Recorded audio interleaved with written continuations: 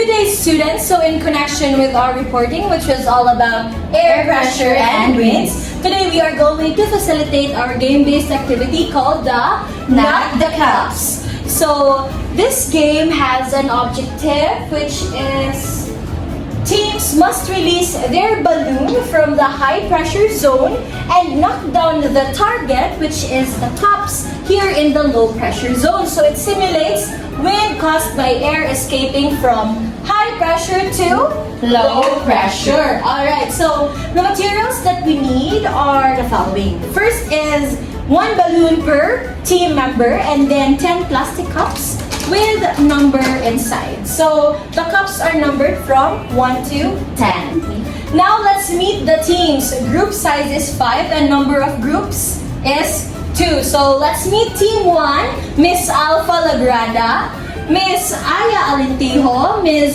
Giselle Aldirete, Miss Sitinor Adapon, and Miss Ira Balanay. For the team 2, we have Miss Kim Gomez, Francis Lynn Manlangit, and Arabella Actub, Regine Tado, and Rain Quisena. Okay, so let me ask you guys, are you ready for our game? Okay, so let's start.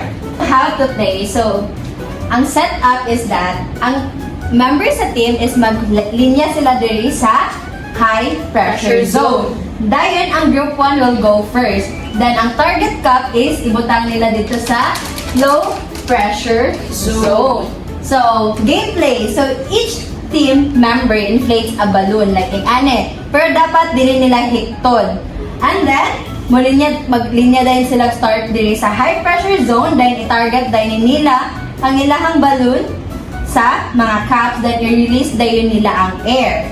So, each team has a 1 minute and 30 seconds to knock down as many cups as they could. So, ang pag-score, if ang balloon successfully ma-knock over, the team earns 1 point. So, yung nga ni siya, oh. So, muna ni ato ang balloon. Dayon, ang each member is dapat kasalang sila mag-release sa ilahang air sa balloon. Pero naa sila another turn. And kung makanak sila og cup. So, kung napay time sa 1 minute and 30 seconds, they can knock as many balloon and as many turn as they can. Pero per turn, isa lang ang ilang pag-release. Okay. So, mga siya ingani. Okay. So, as you can see, duha ang cup na nataga. So, automatically, they have 2 points. So, na may number ang cup na to, which is 2 and 7. Later on, i-keep sa lisa mag-facilitate ng mga numbers and later on, ma-discover sa atong team o nakakuha ba sila o question or prize. Okay. So, once both of the team finish their turn, motto ang game ni Teacher Kate is lantawon if amoy facilitate kung ang inyo habang nakuha nga number is prize or question. So, if a number corresponds to a question, and then ang team maka-answer og correct, kay naa sila'y extra 1 point. So, if ang number po nag-correspond og prize, then makadaog sila og prize gikan sa mga teacher. Okay, so cups number 2 and 7 is already noted by the facilitator. So, ibalik na nato siya Yeah. for the next team. Pero, nanak naman siya over sa same lang na team, hipos siya para sa next na pud nga member. So, napamatay daghang cups, pwede pa nila. Andun sa mahurot ninyo ang cup or mahurot po ninyo ang time. Same Okay. po ang buhaton sa group 1 and group 2. Then, Okay, say for example, ang saglit na number na na, 2 and 7. okay. Okay, so 2 and 7 ang nanak na cup. Okay, so next to Teacher Ara.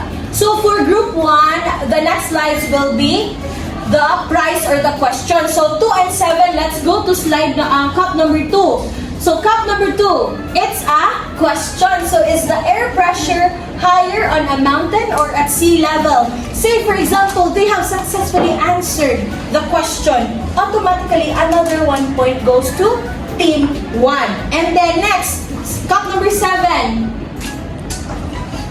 7. What causes wind to blow? Another question. If again, ang team 1 successful, naka-answer sila, what causes the wind to blow? Then again, another point for team 1. So all in all, say for example, duha lang to ilang cup na na-knock out, they have 2 points and additional 2 points. Sa ilang questions. Again, answeran nila ang question. So, So, they clear have lang ba?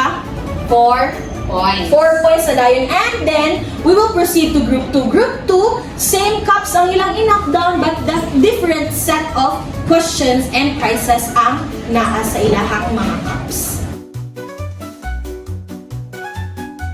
What cup number, Miss Aya? Cup 3, ma'am. Okay, so ito'y check there sa tong slide. 1, 2, 3. Yay!